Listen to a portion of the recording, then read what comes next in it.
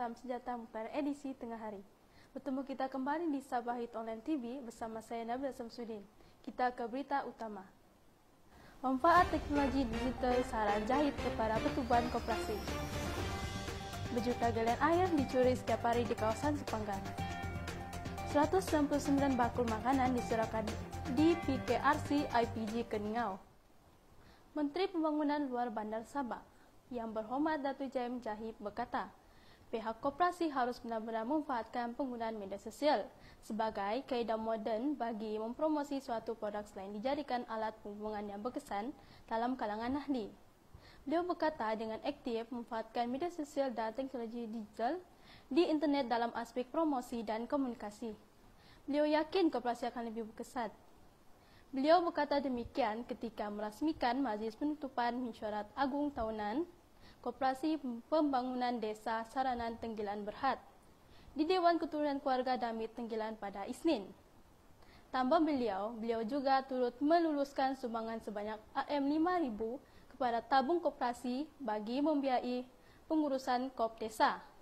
Sementara itu, pengurusi suruhan Koperasi Malaysia Cawangan Sabah, Matias Kondapin mengucapkan sabas dan tanya kepada pihak Kondesa kerana telah berjaya mengadakan AGM seperti yang termaktub di dalam perlembagaan koperasi. Sepanjang program, Jahit turut berpeluang melawat ke ruang pameran dan juga juaran alih-alih KOP Desa terdiri daripada produk makanan tempatan Sabah.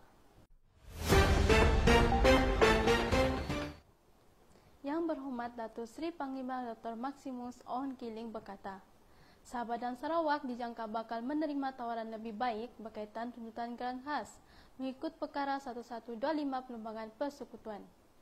Menteri di Jabatan Perdana Menteri Hal Ehwal Sabah dan Sarawak juga berkata, perkara berkaitan tuntutan geran khas berkenaan masih dalam pembincangan melalui jawatan kuasa konsultasi bersama yang dipengurusikan Menteri Kawangan Tengku Datuk Seri Jafrul Abdul Aziz.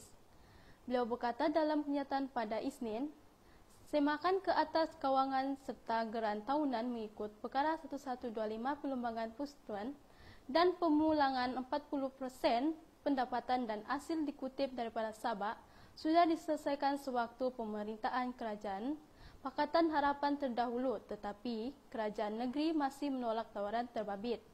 Kerana menurut beliau, Formula PH tidak menerangkan bagaimana mereka mendapatkan jumlah itu. Seterusnya, menyebabkan kerajaan negeri yang memerintah ketika ini menolak tawaran berkenaan.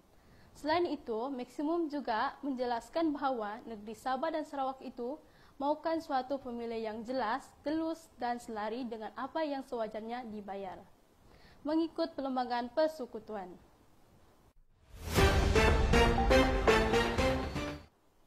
Jabatan Air Negeri Sabah menganggarkan sebanyak 6 hingga 8 juta liter air dicuri setiap hari di sekitar Sepanggar. Pengarah IR Edward Lingkapo berkata, jumlah air yang dicuri setiap hari itu sebenarnya mampu menampung bekalan di 2 kawasan perumahan.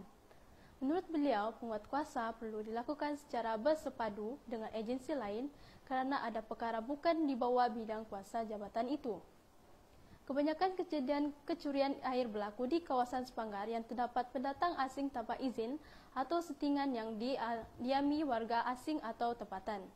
Beliau mengatakan penduduk sekitar tidak dapat mengambil tindakan mengusir dan menangkap kerana ia di luar bidang kuasa mereka. Sehubungan itu, Edward memohon orang ramai dan agensi lain membantu JAS membantras kegiatan kecurian air dengan membuat laporan supaya tindakan segera dapat diambil. Beliau juga turut mencadangkan pihak pengurusan perumahan supaya menyediakan tangki septik supaya air yang dihantar dapat diisi dan penduduk boleh mengambil air dari tangki berkenaan. Sepasukan polis ibu pejabat kontingen Sabah berjaya merampas 8,270 karton rokok tidak bercukai dalam operasi serbuan di simpang Kampung Tamboi Jalan Lahad Datu Sanakan. Ketua Polis Daerah Lahad Datu, Asisten Komisioner Rohan Shah Ahmad berkata, hasil pemeriksaan, pihaknya menemui semua rokok berkenaan disembunyikan di dalam sebuah lori jenis 3 tan yang dipandu seorang lelaki berusia 22 tahun. Beliau berkata, Semua rokok berkenan yang dipercayai diseludup masuk dianggarkan bernilai Rm91.580 berdasarkan harga pasaran semasa. Tuan Rohan berkata, IPD Lahad Datu akan terus komitmen dalam usaha membantras penyeludupan barangan sehingga menyebabkan kerugian kepada negara. Kafari Food Bank di Pusat Khidmat Dewan Undangan Negeri Tambunan yang menyediakan perkhidmatan dan bantuan bagi mereka yang memerlukan ketika pandemik ini, menyertai dengan memberikan sumbangan bantuan bakul makanan, keperluan harian kepada seramai 169 pelajar yang dikuarantin di Pusat Rawatan dan Kuarantin Berisiko Rendah, Institut Pendidikan Guru.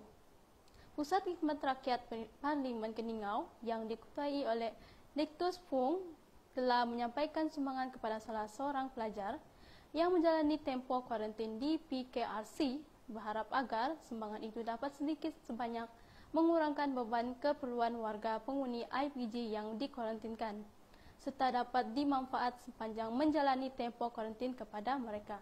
Saya Nabila Samsudin, Sabah Hit Online TV.